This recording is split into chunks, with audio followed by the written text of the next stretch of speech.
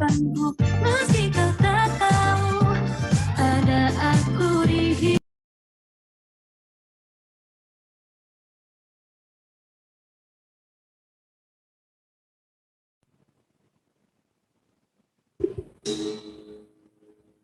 Selamat pagi Bu Irin. Selamat pagi. Ibu, perkenalkan nama saya Galuh, saya penyiar di Raisa.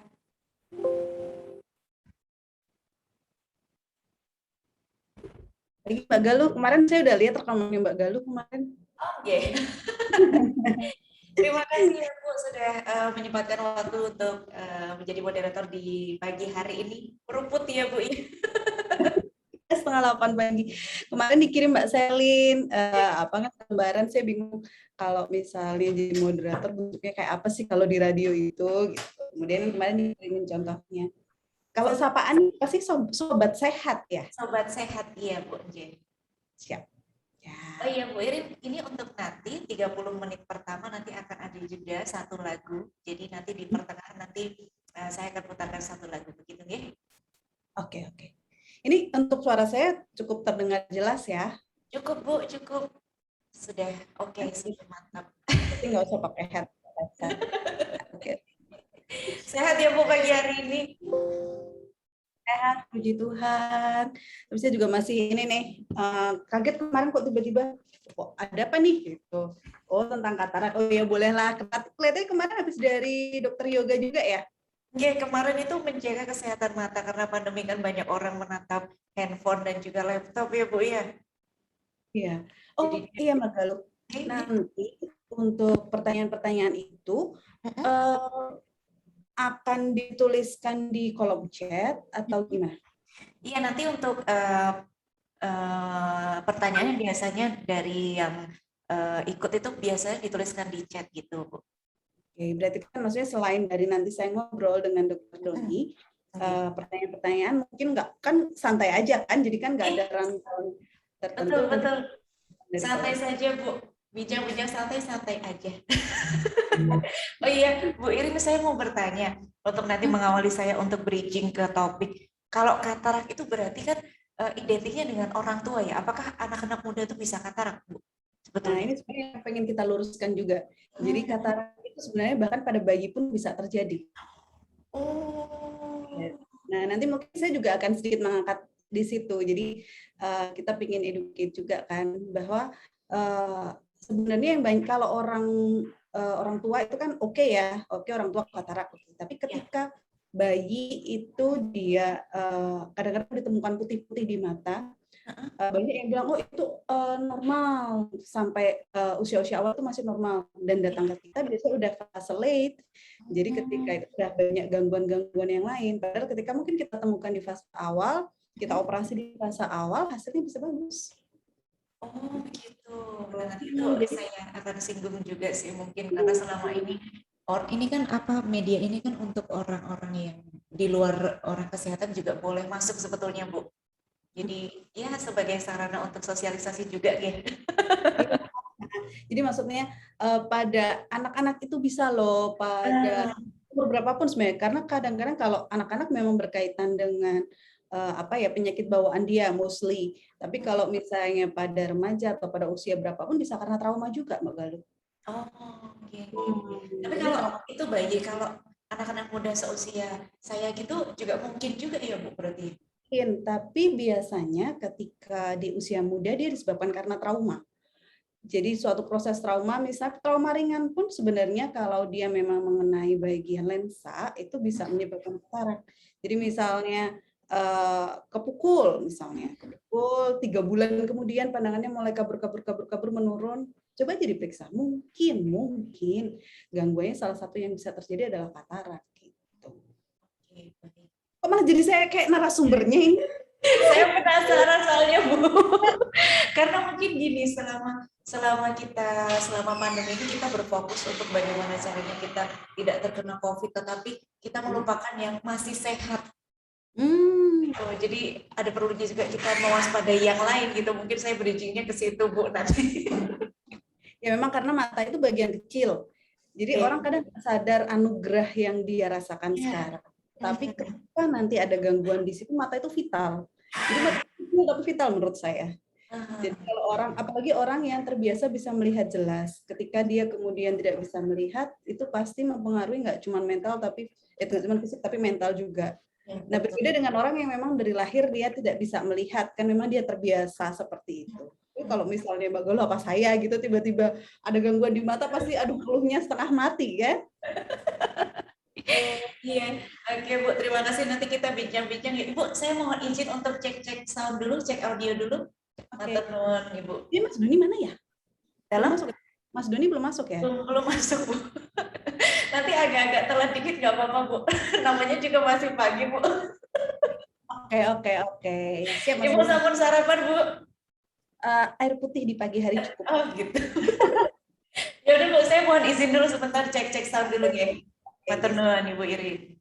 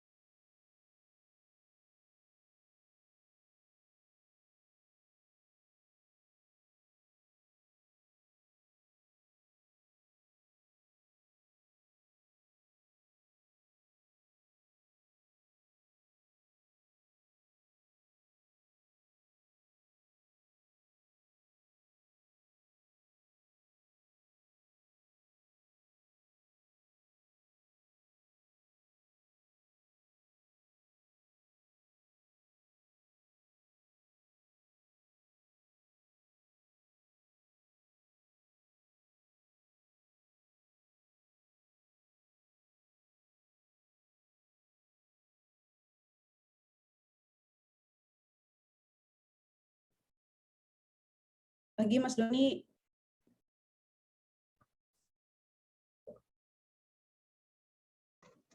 Selamat pagi. Sarapan Mas. Selamat pagi, Dok. Ya, selamat pagi. Ini radio tapi pakai Zoom. Jadi gimana tuh ini? Jadi Zoom juga nanti saya relaykan ke radio begitu, Dok. Oh, tapi kita juga dilihat pemirsa gitu. Iya, betul, Dok. Dilihat. Ada sarungan Mas. Sarungan Mas makanya. Sambil nyetir ya. Ya udah.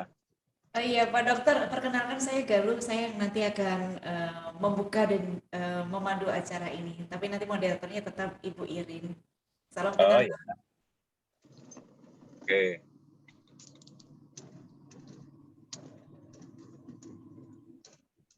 Oh lah karo nyetir Mas. Lah ya wong jam segini yo. Oke, wah. Kemarin saya iyakan karena radio cuman ngomong. Ya ini udah mau sampai. Oh, iya. Hati-hati. Sambil menunggu mungkin saya kasih beberapa lagu dulu ya, Dok, Bu Irin. Oke, siap.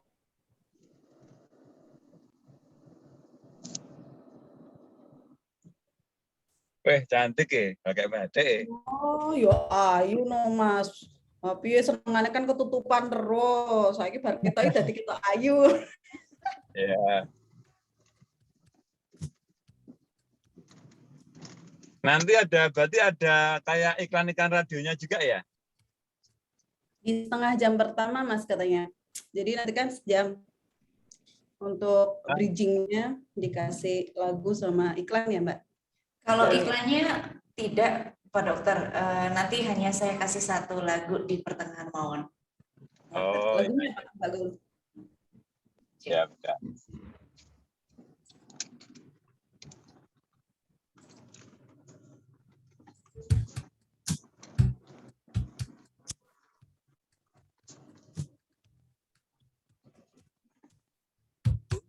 Ke kotamu ada setangkup haru dalam rindu,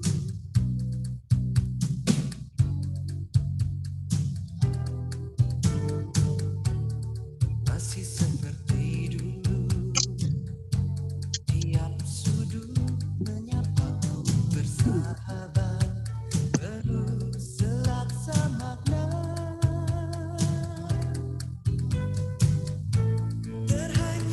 Mulai jam berapa kita ini?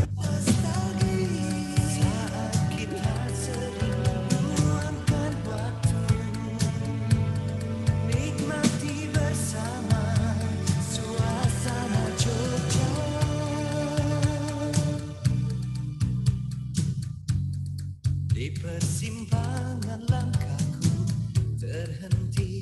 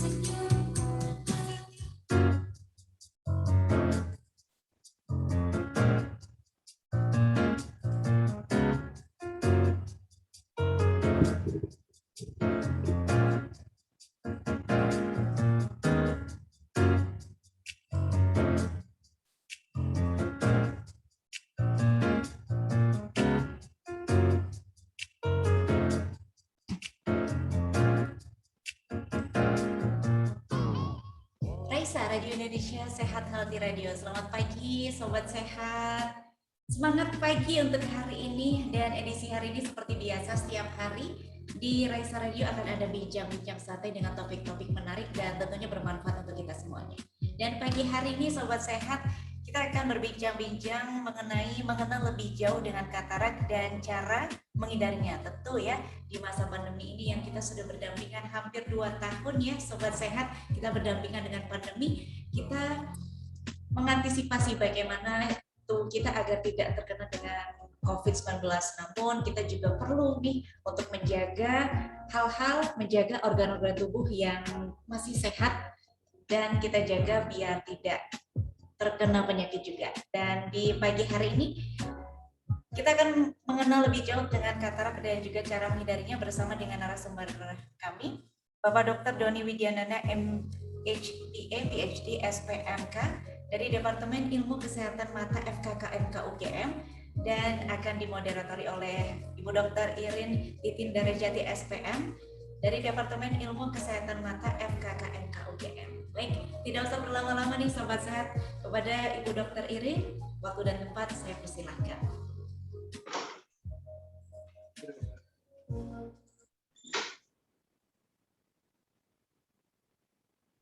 Masih mute? Monggo Ibu.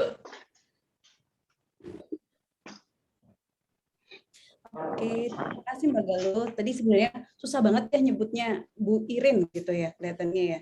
Tapi saya bisa dipanggil Ara sebenarnya, kalau teman-teman mungkin Dr. Doni juga manggil saya Ara. Kalau Mas Oke, baik Bu Ara. lebih gampang kelihatannya ya daripada Irin.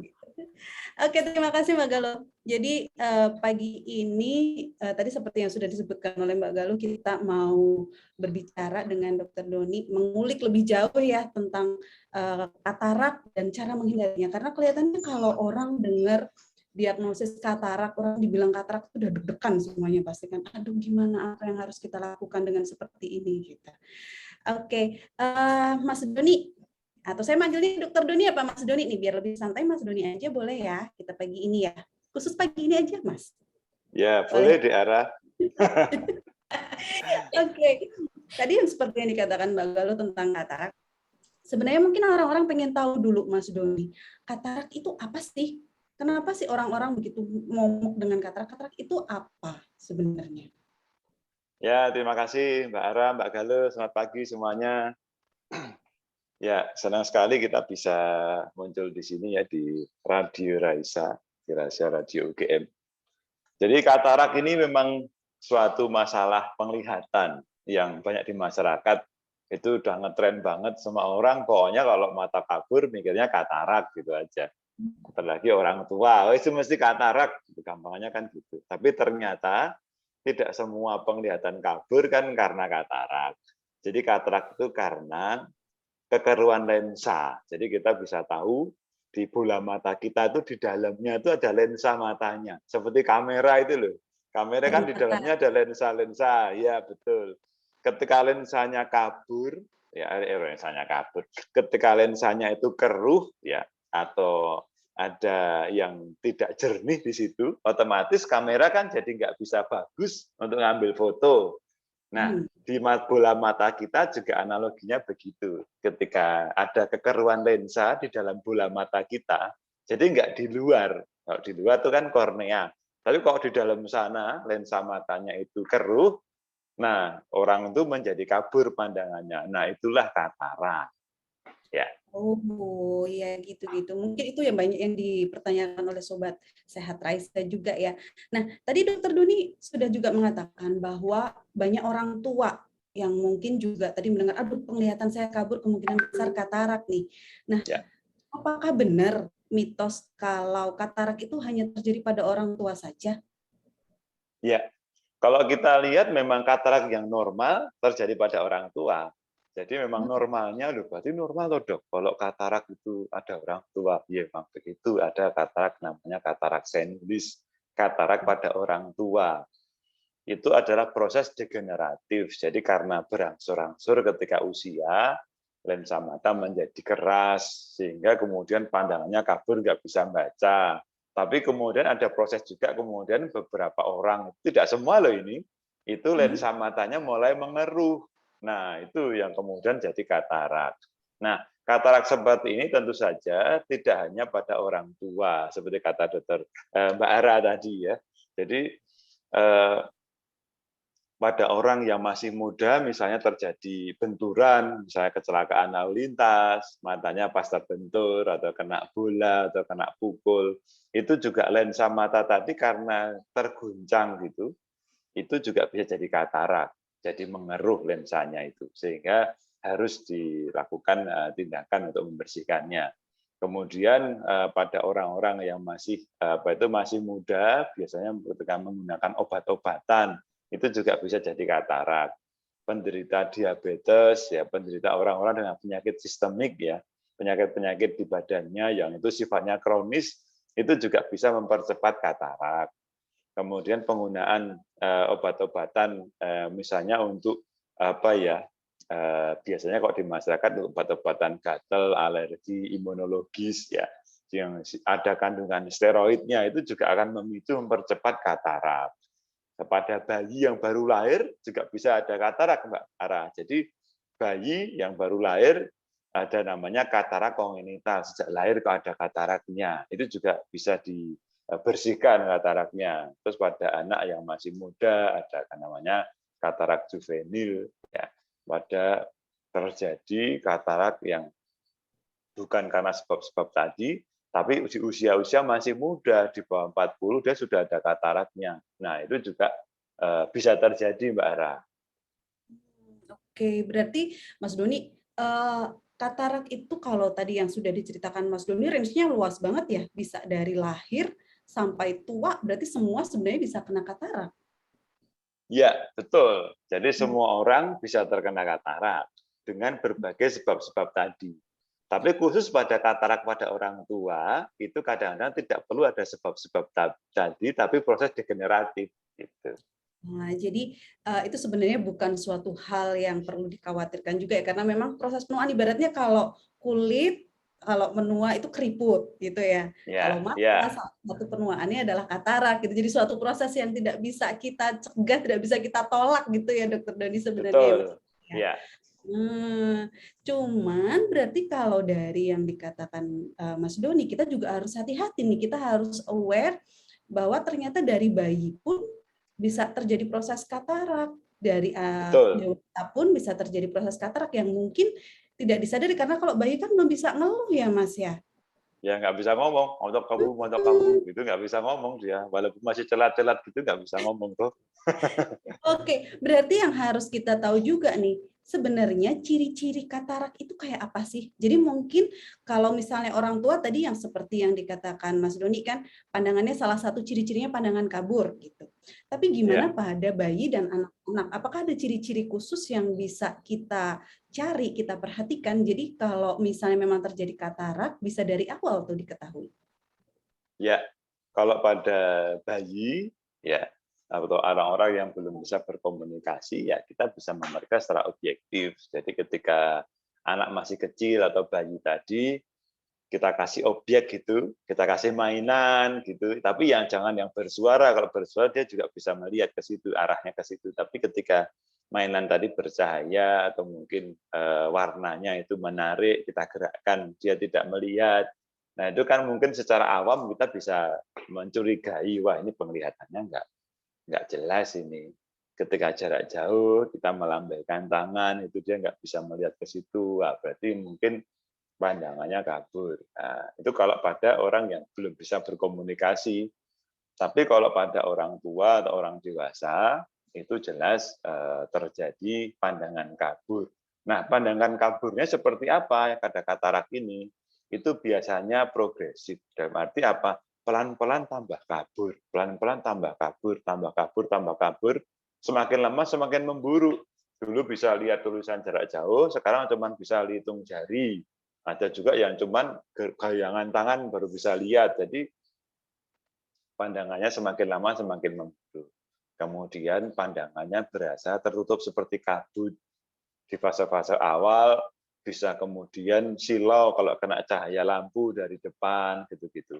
Nah, jadi kan jenis katarak juga macam-macam. Jadi pandangan berkabut, silau, mulai kabut, bertambah parah, nah itu kita bisa curiga, wah jangan-jangan katarak, karena memang kalau dalam pemeriksaan ya kita bisa memastikan. Nah, tapi gejala-gejala itulah yang harus diwaspadai, apalagi pada orang tua yang mungkin benar dia terkena katarak. Ya. Oke, wah banyak cerita ini ternyata Mas Doni. Karena terutama kalau misalnya anak-anak ya, ternyata tesnya sangat mudah berarti ya. Dengan alat yang ada di rumah, mungkin nanti Sobat Sehat kalau misalnya punya anak kecil, berarti kira-kira usia berapa Mas Doni kita bisa ngecek anak-anak itu sebaiknya usia berapa kita mulai ngecek anak ini kok kayaknya kok nggak respon ya dengan apa yang dunia di sekitarnya. Kemudian kita cek dengan warna-warna tadi yang mainan berwarna yang tadi disarankan Dokter Doni, ada nggak? Kira-kira usia berapa? Usianya bermacam-macam, Mbak Ara. Jadi bisa yang langsung dari lahir sudah kelihatan menurun sekali penglihatannya, atau beberapa bulan setelah lahir itu juga baru kemudian memburuk penglihatannya, juga bisa seperti itu. Nah, selain menggerak-gerakkan mainan tadi, yang bisa dilakukan dengan modalnya adalah senter. Nah, gampang banget ini ya, cuma senter ya. iya, Makan modalnya ada. senter. Iya, kalau dokter kan pakainya pen light, jadi kayak pulpen gitu, tapi itu senter. Nah, tapi kalau kita di rumah pakai senter apapun boleh, senter rumah boleh, senter untuk ronda juga boleh. Intinya mata pasien, nah, mata anak yang kita curigai sakit atau orang yang kita curigai katarak tadi, kita senteri aja matanya itu. Kemudian diperhatikan itu di bagian yang hitam. Nah, bagian yang hitam itu kan ada pupil, manik mata. Jadi kalau orang Indonesia itu kan matanya tuh warnanya coklat. Nah, kata orang kan gitu. Kalau orang bule kayak saya ini kan matanya biru. Nah, saya orang Jawa deh, bukan Saya orang kan bule. makan ini ya, french fries gitu Ya. ya, jadi matanya. Iya. Kalau orang bule matanya biru, nah, kayak saya ini. Nah, kemudian orang Jawa itu matanya coklat, ada yang matanya abu-abu. Nah, itu kan iris sebenarnya. Nah, di tengah bagian yang coklat tadi kan ada bagian yang warnanya hitam.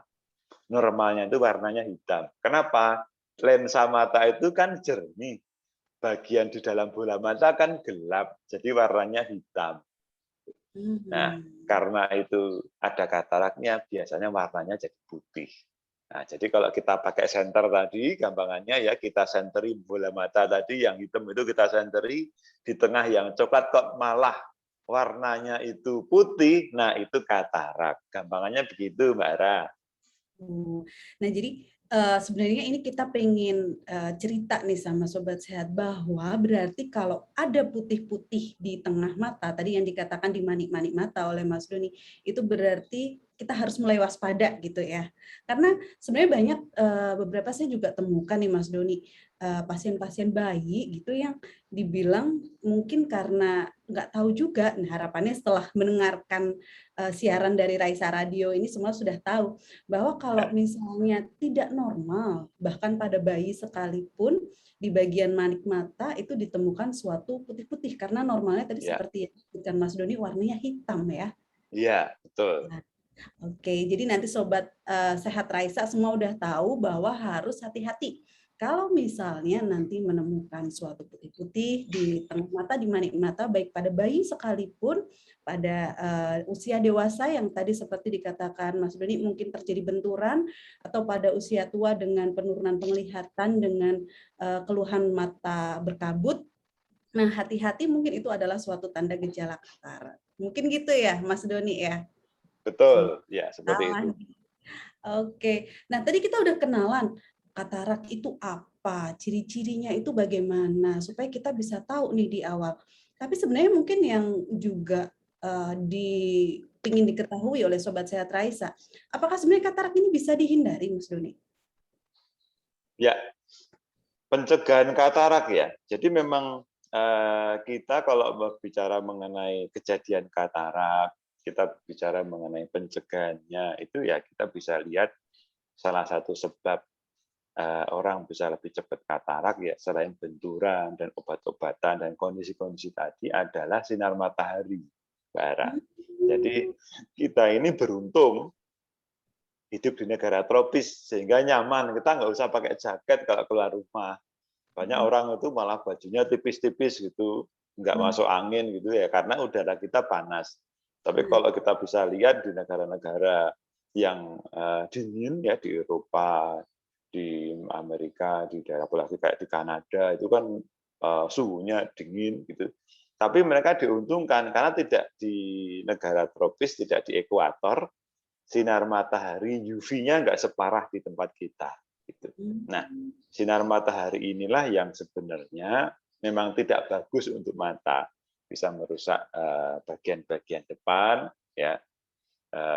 Kemudian juga di dalam itu bisa menjadi katarak. Lensanya itu kalau kena UV sinar matahari terpaparnya berlebihan gitu, nanti kataraknya bisa menjadi lebih cepat. Nah, sehingga apa pencegahannya? Kalau kita melihat dari teori tersebut, ya kita harus melindungi mata kita dari sinar matahari. Oleh karena itu, kalau ada orang gaya ya suka memakai kacamata hitam, ya itu juga ada untungnya. Selain melindungi mata ketika outdoor activity ya beraktivitas di luar rumah, itu juga bisa melindungi matanya dari katarak. Menggunakan topi, kalau petani-petani itu kita sarankan pakai caping ya, pakai penutup kepala sehingga mata juga tidak silau kena UV langsung. Itu sangat membantu mencegah biar katarak tidak cepat terjadi. Nah, itu Mbak Ara. Nah, sekarang gini Mas Doni, kita lagi di era pandemi COVID ya kan. Nah, salah satu anjurannya nih yang banyak pasti semua udah tahu adalah berjemur. Nah, kan karena kita juga membutuhkan vitamin D untuk proses ketahanan tubuh, daya tahan tubuh, kita harus berjemur. Nah, bagaimana kalau gitu cara berjemur yang baik untuk mata? Supaya matanya tadi kan kalau dikatakan terkena paparan sinar matahari, kena UV, itu bisa terjadi katarak. Nah, padahal kita juga harus berjemur nih supaya kita daya tahan tubuhnya baik, tidak terkena COVID. Kira-kira ada nggak tips dan trik, Mas Doni, biar kita tetap bisa tahan terhadap COVID, daya tahan tubuh kita bagus, tapi kita nggak katarak? Ya paling gampang kita harus memahami prinsipnya. Prinsipnya kan yang dijemur kan kulit tubuh kita. Jadi mestinya kalau kita mau berjemur itu ya bajunya itu baju yang minim. Nah, sehingga kulit kita ini terekspos sinar matahari sebanyak mungkin. Kita mau berjemur, tapi mohon maaf, semuanya ditutup, nggak mau gosong, nggak mau hitam. Wah, ya itu juga sudah nggak cocok. Lengan panjang, pakai masker cuma segini, nah, kemudian celana panjang, pakai sepatu, nah, itu ya nggak ada gunanya berjemur. Nah, kalau kita mau berjemur, berarti kulit kita ini terekspos sinar matahari. Pakai baju, misalnya lengan pendek atau tanpa lengan, celananya celana pendek secukupnya, tapi ya nggak usah harus minim-minim banget. Nah, itu kan terekspos itu matahari. Nah, bagian yang paling lemah tadi kan mata. Kita pakai kacamata hitam yang bagus kualitasnya, yang bisa memang lensanya itu menyaring sinar matahari UV tadi. Karena sebenarnya lensa itu tidak harus hitam untuk menyaring UV, tapi memang dia ada lapisannya, misalnya ada lapisan polaroid, ada lapisan macam-macam yang memang anti UV. Nah, itu juga bisa. Kayak kaca mobil kan juga gitu.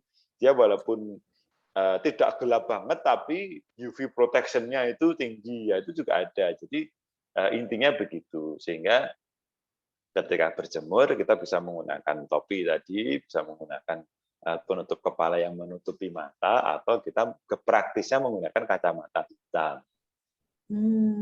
Jadi malah bener ya kalau yang kayak di TV-TV itu artis-artis itu berjemur pakai kacamata hitam itu ternyata juga bukan cuma buat gaya ya, tapi Mas Doni ya bisa buat mencegah katarak juga ternyata. Jadi itu tips tadi untuk Sobat Raisa. Ternyata untuk berjemur karena kita tiap hari sekarang disarankan berjemur ya sekitar 15 menit di sinar matahari pagi, jangan sinar matahari siang nanti dapat gosongnya doang. Nah, ternyata kita juga harus melindungi mata kita, jangan hanya berjemur tetapi mata kita ternyata juga terpapar sinar UV, sehingga nanti mungkin sekitar 5 tahun, 10 tahun kalau misalnya kita terus berjemur setiap pagi, salah satu resikonya adalah katarak di usia dini. Ya, Nah, jadi seperti yang betul. sudah disarankan Dokter Doni, paling bagus adalah memang baju harus minim, tapi proteksi kita nggak boleh minim, terutama proteksi untuk mata. Kita harus pakai kacamata, dan ternyata bukan asal kacamata hitam, tapi ada kacamata anti UV. Gitu ya Mas Doni ya? Betul. Itu Baik. yang harus kita pahami. Ya, jadi seperti sekarang ini Mbak Ara, kalau kita mau bicara mengenai kacamata, ya saya juga menggunakan kacamata yang lebar. Ini warnanya putih, tapi lensanya kalau keluar rumah nanti bisa menjadi hitam. Jadi kalau istilah di pasaran namanya fotokromik. Kalau di apa itu di lensa di optik namanya transmetik. Ya, jadi istilah-istilahnya beda, tapi seperti itu. Jadi kacamata lensa kan teknologi sudah canggih ya sekarang. Jadi kita pengen kacamata yang tidak hitam. Ya sudah, beli yang lensa seperti ini, putih, kemudian nanti ketika keluar rumah otomatis menghitam sendiri. Nanti kalau kita ke dalam ruangan, dia menjernih lagi seperti ini. Dan kemudian belilah kacamata yang lebar. Di era pandemi ini kita tahu mata kita juga harus terlindungi dari virus, ya, sehingga dengan menggunakan kacamata yang lebar itu akan melindungi mata kita. Nah, jadi ini beberapa tips Mbak Ara. Jadi selain kita itu keluar kalau menggunakan kacamata itu melindungi kacamata kita dari kelilipan, ya, dari debu, dari apapun yang bisa membentur mata kita. Yang kedua, kalau kita bisa menggunakan yang anti UV, ya kacamata hitam atau lensa seperti ini, itu melindungi dari UV. Dan yang ketiga, di era pandemi juga bisa melindungi dari virus. Nah, itu Mbak Era.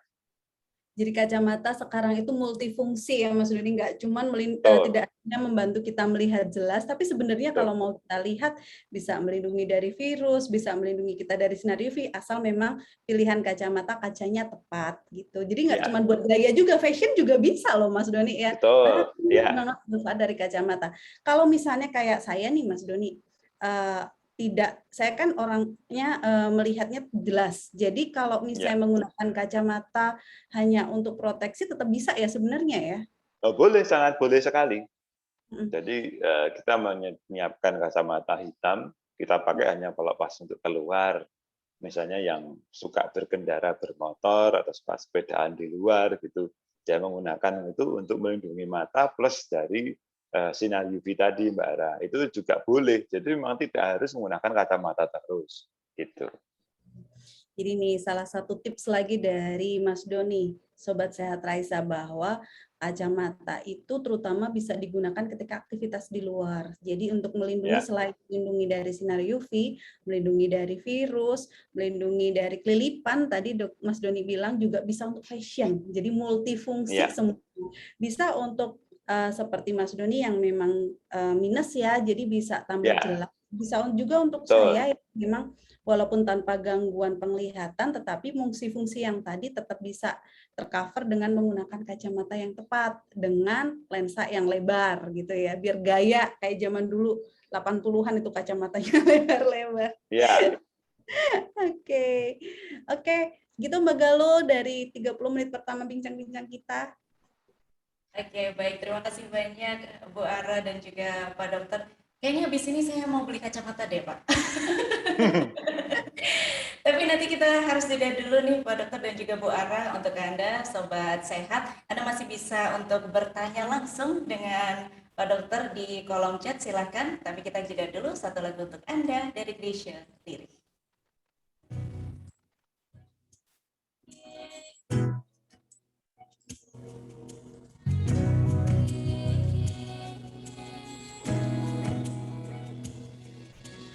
Kinilah ku sadari dirimu telah jauh dari sisi. Ku tahu tak mungkin kembali ku raih, semua hanya mimpi. Ingin ku coba lagi mengulang yang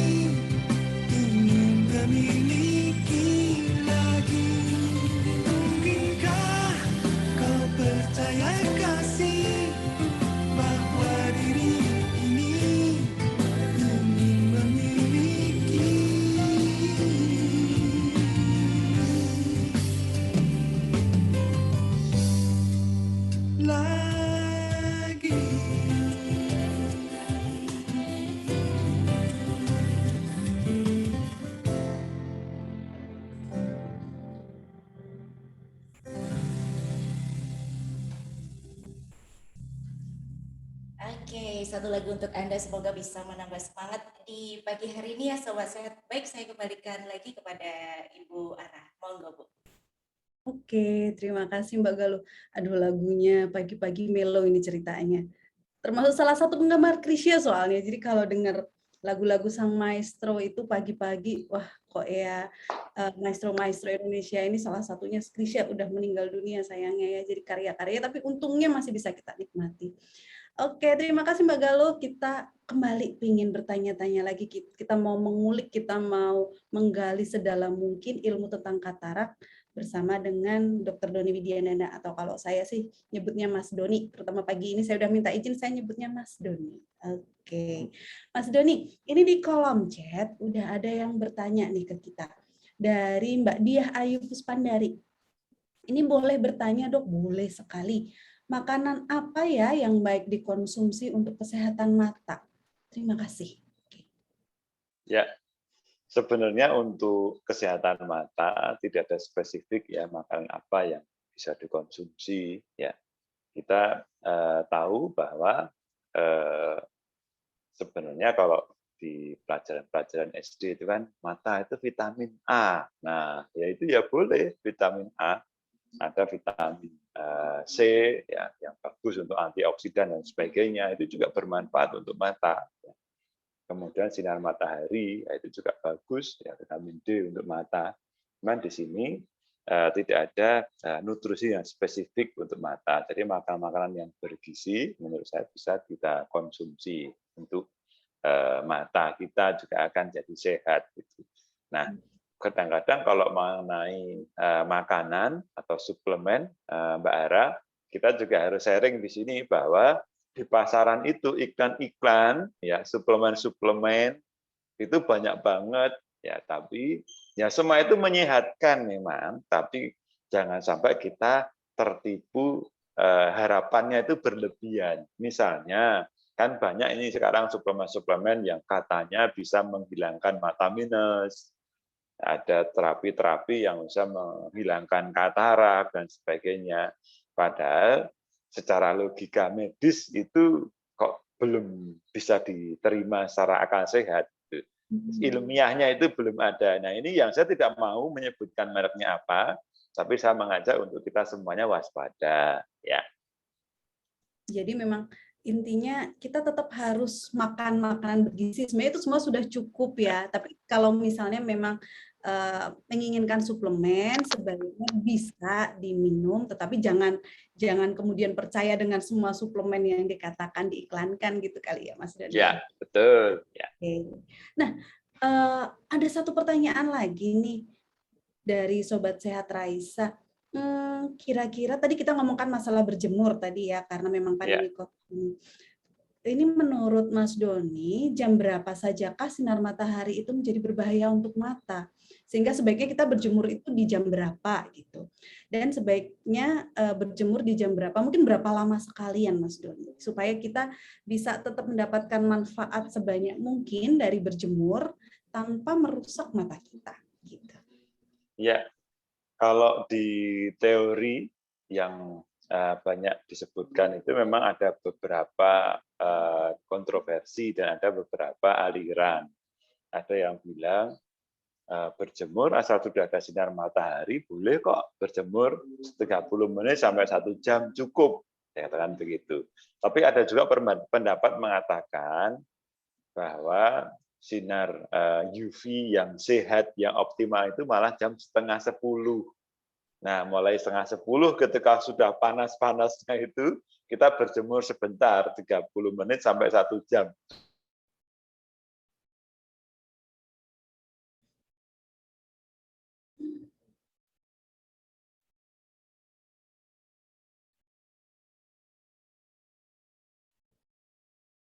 Oke, mungkin sinyal Dokter Doni ini ya, Mbak Galuh ya?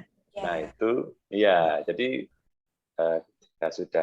ketika sudah terkena paparan tadi, ya kita sudah bisa mendapatkan benefit manfaat tadi. Jangan lama-lama, 30 sampai 1 jam cukup. Mhm.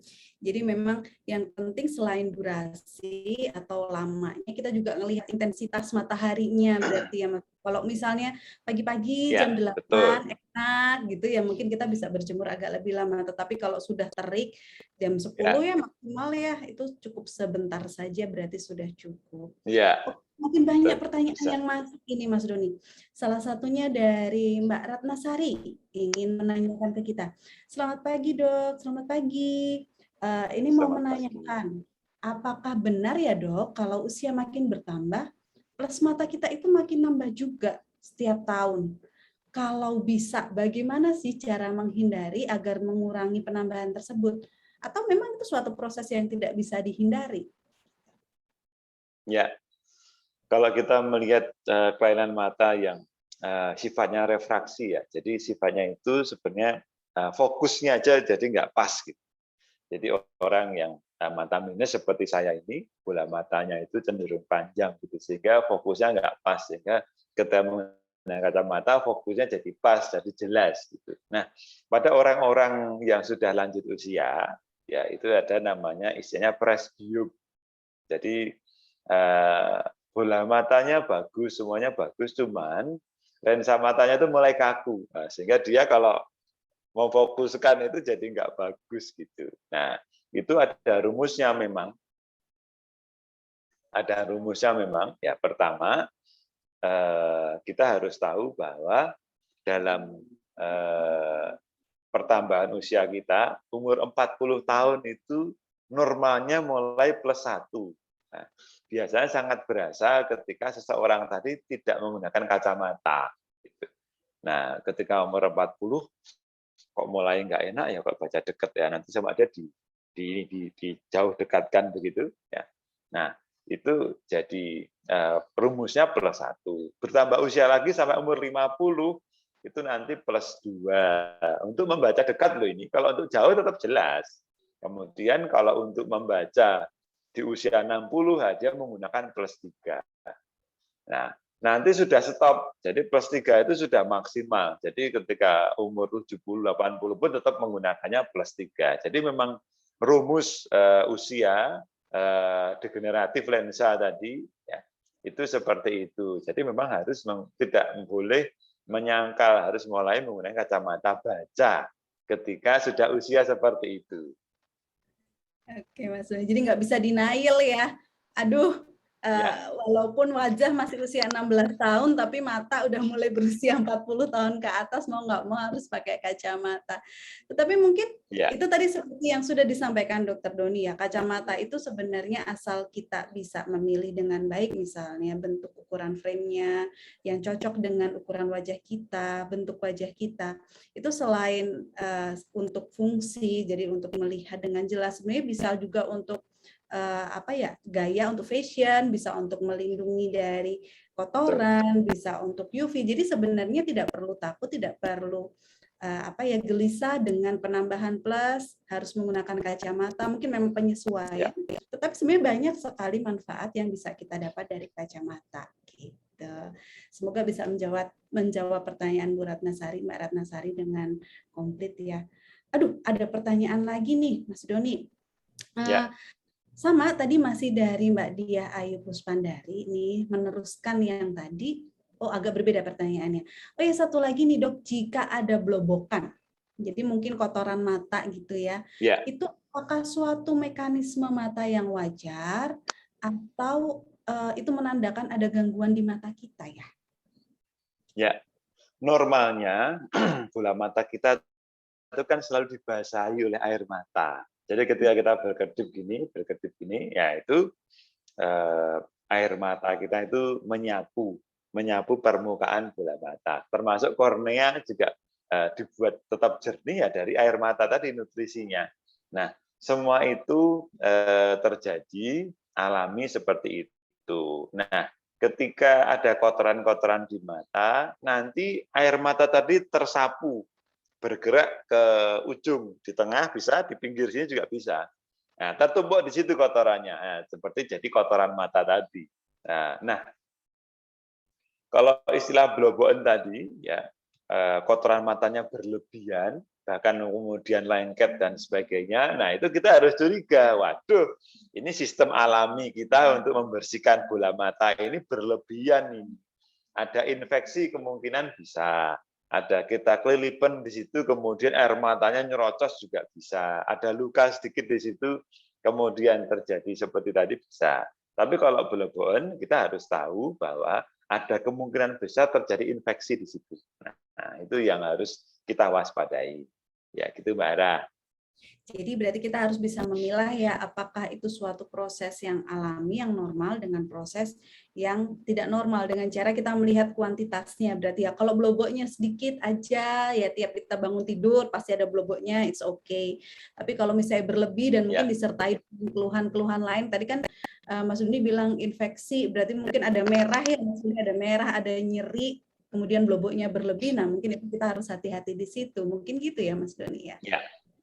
Betul, betul. Jadi ya kita waspada saja dan hati-hati juga kalau membeli tetes mata di pasaran itu ya jangan sembarangan membeli ya. Jadi kalau kita mau netesi mata kita, membersihkan mata kita menggunakan tetes mata yang sifatnya umum saja. Itu malah sehat. Tapi kalau itu memang obat, hati-hati nanti bisa muncul efek samping yang tidak diinginkan. Jadi kalau cuman sifatnya tadi ya belobok, kemudian pedes, nggak enak. Nah, kita bisa memberi tetes mata yang sifatnya menambah air mata saja malah sehat. Ya. Oke, satu lagi nih tips dari Mas Doni untuk Sobat Sehat. Karena memang di Indonesia ada beberapa yang memudahkan, apotek yang memudahkan ketika kita meminta obat, misalnya mata merah langsung diberikan suatu obat yang benar-benar obat, harusnya dengan resep dokter gitu ya Mas Doni, karena ternyata obat itu selain memiliki efek utama juga memiliki efek samping, sehingga pemerintah itu sudah mengkategorikan obat-obat ini ada obat bebas, ini ada obat harus dengan resep dokter, karena memikirkan hal tersebut. Kalau misalnya obat bebas berarti memang efek utama dan efek sampingnya itu berbanding yang atau mungkin efek sampingnya ringan dengan efek utama yang baik. Tetapi kalau misalnya obat dengan resep dokter, mungkin efek utamanya baik, tetapi harus memperhatikan efek samping yang juga tinggi. Jadi itu harus dikontrol, harus dilihat dokter. Jadi mungkin tipsnya seperti itu, Sobat Sehat. Yeah. Nah, Mas Doni, kita mau lanjut lagi nih ke tadi topik katarak. Kita udah mengenal katarak itu apa sih, ciri-cirinya gimana sih, cara menghindarinya gimana sih. Tapi ibaratnya nih, kita kalau misalnya sudah terkepung, kita udah berusaha menghindari semuanya, udah kita lakukan untuk menghindari, tapi kita terkena katarak. Nah, akhirnya kita didiagnosis katarak. Nah, pasti ada satu yang muncul pertanyaan ketika kita didiagnosis katarak. Apakah katarak itu bisa dihilangkan dengan obat? Atau ada pilihan terapi yang lain, Mas Doni? Kalau misalnya kita didiagnosis katarak.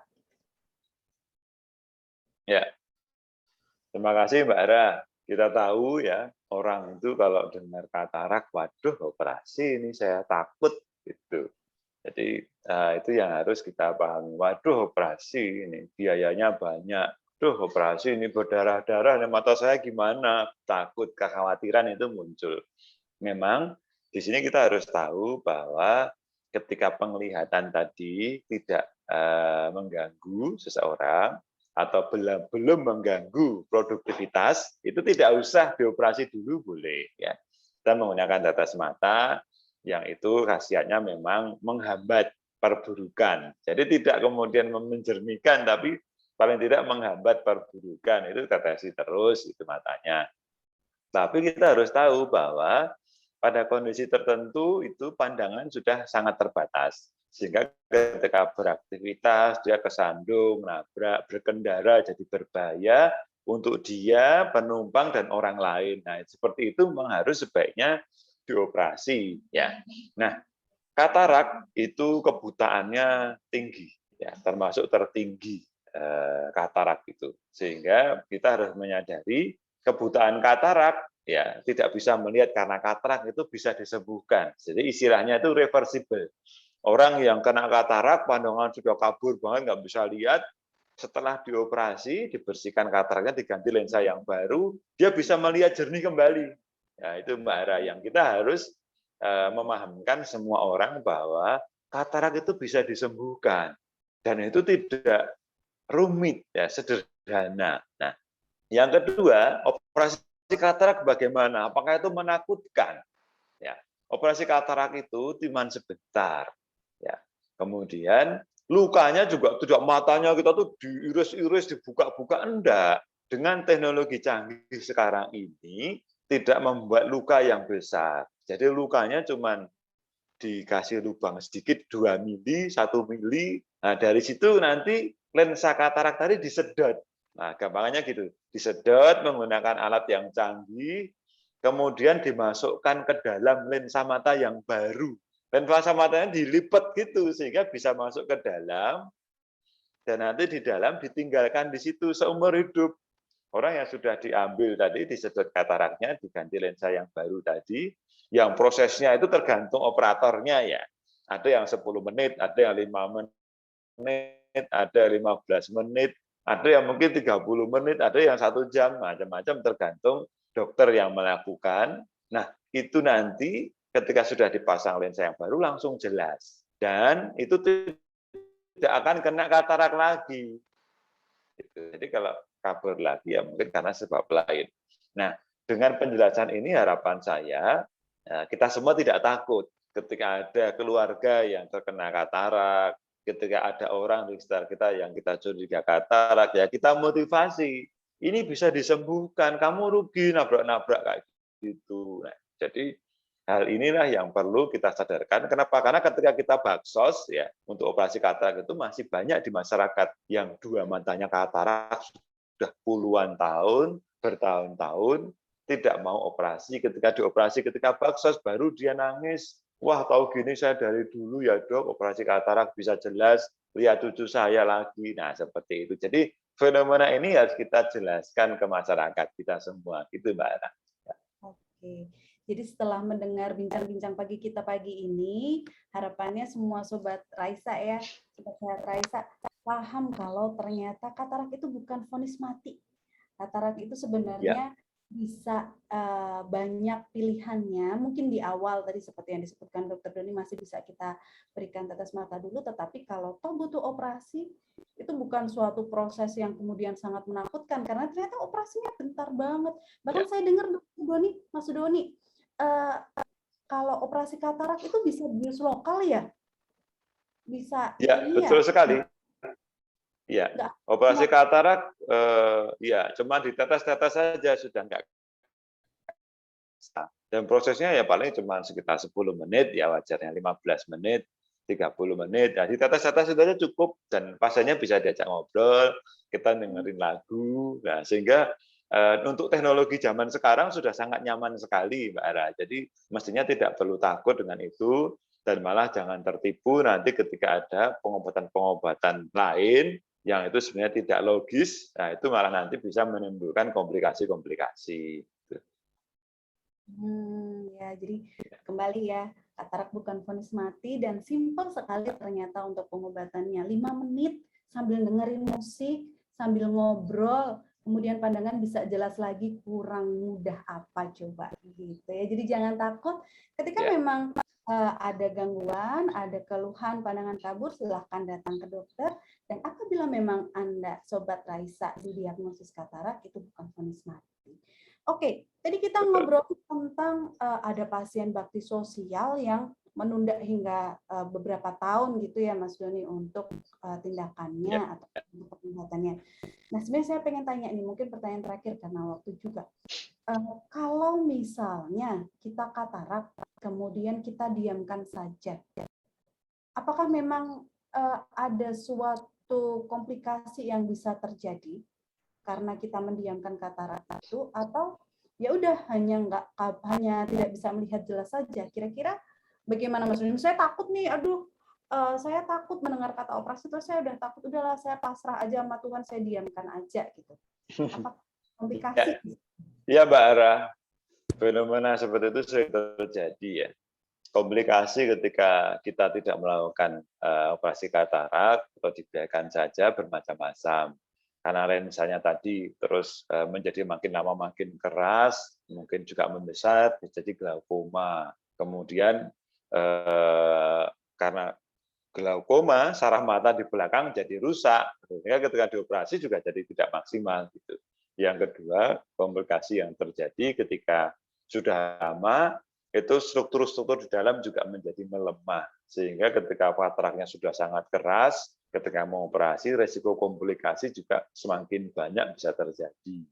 Kemudian kita juga bisa tahu ada memicu peradangan-peradangan juga di dalam bola mata, ada namanya uveitis, itu juga bisa terjadi. Sehingga kita di sini perlu memberikan informasi kepada masyarakat bahwa menunda operasi katarak alasannya apa.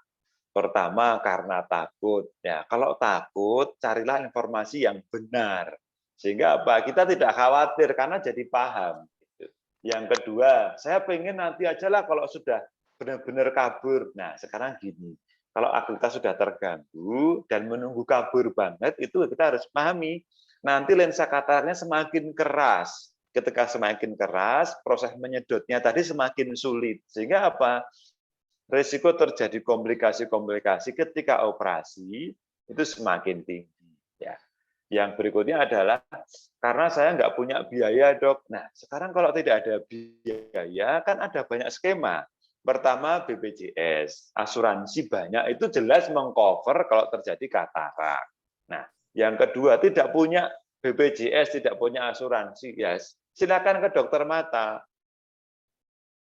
Semua dokter mata saya tahu semangatnya pasien yang tidak mampu, kemudian pengen dioperasi katarak, mesti akan diberikan petunjuk. Nanti gini caranya, kalau mau ikut bakso aja, nanti ke Sarjito, ke rumah sakit yang menyediakan, itu yang kecil-kecil juga banyak, itu juga dilakukan operasi katarak secara gratis, walaupun nanti kita mungkin menunggu, tapi kan terprogram. Gitu. Yang berikutnya adalah pembayaran umum. Biaya katarak kalau dibayar sendiri juga memang membutuhkan biaya, tapi biasanya pembiayaan juga kita bisa memilih.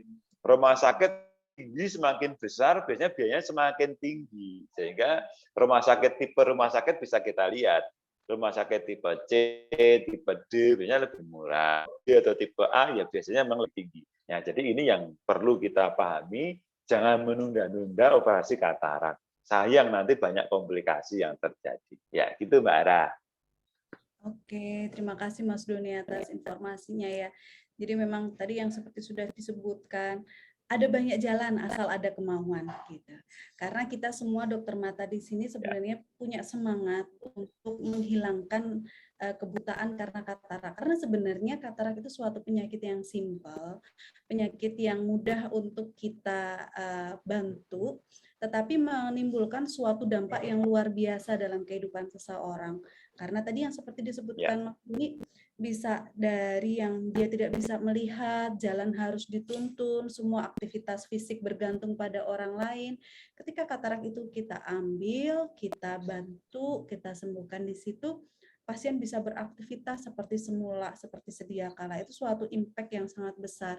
Sehingga kami memang memiliki mimpi untuk kalau bisa memberantas buta karena katarak. Karena sebenarnya udah nggak ini ya bukan zamannya lagi karena katarak kemudian menjadi gangguan penglihatan, karena itu sebenarnya sesuatu hal yang bisa dicegah. Tadi kita sudah bicara banyak hal cara pencegahannya, dan kalau toh sudah terkena bisa diobati dengan simpel gitu ya Mas Doni ya. Ya, betul. Mungkin ada sedikit kalimat penutup dari Mas Doni sebelum kita menutup bincang-bincang pagi kita yang seru banget ini, banyak banget pertanyaan, banyak sekali ilmu yang bisa kita dapat dari Mas Doni. Satu aja kalimat penutup. Ya, terima kasih Mbak Ara dan Mbak Galuh. Terima kasih ya kita diundang di acara ini. Kita bisa berbagi informasi. Kalau ada salah kata, jelas saya mohon maaf. Tapi yang jelas kita semua harus menyadari bahwa katarak itu bisa disembuhkan, bisa dioperasi, dan prosedurnya sangat sederhana. Dan saya bisa mengatakan di sini bahwa banyak sekali dan mungkin hampir semua dokter mata itu selalu ingin menolong pasiennya ketika terjadi katarak. Sehingga ketika ada permasalahan-permasalahan tadi, takut, masalah biaya dan sebagainya, bisa cerita ke dokternya. Nah, nanti mesti akan dicarikan solusi karena memang semangatnya tadi memberantas kebutaan. Ya, terima kasih, itu saja mungkin cukup. Oke, terima kasih Mas Doni atas sharing ilmunya pada pagi hari ini. Saya juga terima kasih kepada semua Sobat Raisa yang sudah bergabung, baik dari Zoom ataupun sambil mendengarkan sambil nyetir mobil karena masih pagi mungkin ya. Semoga dengan informasi-informasi Ya. yang kita dapat dari Mas Doni tadi bisa menjadi ilmu buat kita. Mungkin juga kalau bukan buat kita, buat keluarga kita juga yang sekarang mungkin sedang galau. Karena, aduh kok pandangan saya kabur, mungkinkah saya Ya. katakan apa yang harus saya lakukan? Kita bisa saling berbagi ilmu biar semua orang kalau bisa tahu tentang ilmu perkatarakan. Nah, gitu ibaratnya ya. Karena itu suatu hal yang simpel, suatu hal yang mudah, dan bukan suatu hal yang patut ditakuti oleh masyarakat kita. Gitu. Mungkin saya kembalikan ke Mbak Galuh nih, karena bincang-bincang saya takut kalau misalnya kita terlalu asik di sini sampai lupa waktu nanti. Nanti saya lupa waktu, rakyat aja bingung nih, Kak, kok nggak berhenti-berhenti nih Mbak Ara sama Mas Doni gitu kan. Oke, saya kembalikan ke Mbak Galuh. Oke, baik, terima Ya, kasih terima banyak. kasih Mbak Ara, Mbak Galuh. Baik, terima kasih banyak untuk Bu Ara dan juga terima kasih kepada Dr. Doni atas ilmunya. Ternyata nih Sobat Sehat bahwa katarak ini bisa dihindari, bisa dicegah, dan bisa disembuhkan. Ada harapan begitu ya. Dan juga terima kasih untuk Dr. Doni, semoga ilmunya bermanfaat. Dan juga sehat selalu untuk Dr. Doni ya. Dan juga terima kasih banyak untuk Bu Irin Titin Darajati, SPM, atas membantu memoderatori acara di pagi hari ini. Baik, Sobat Raisa, Sobat Sehat, demikian bincang-bincang santai di pagi hari ini. Semoga bermanfaat. Selamat melanjutkan aktivitas Anda dan Anda tetap bisa menyaksikan Raisa Radio melalui Radio Raisa UGM dan informasi-informasi menarik seputar Raisa Radio bisa Anda dapatkan di Instagramnya @raisa_radio_ugm. Baik, terima kasih banyak Sobat Sehat. Saya Nigalu beserta kru yang bertugas pamit. Wassalamualaikum warahmatullahi wabarakatuh. Waalaikumsalam. Terima kasih. Terima kasih, Pak.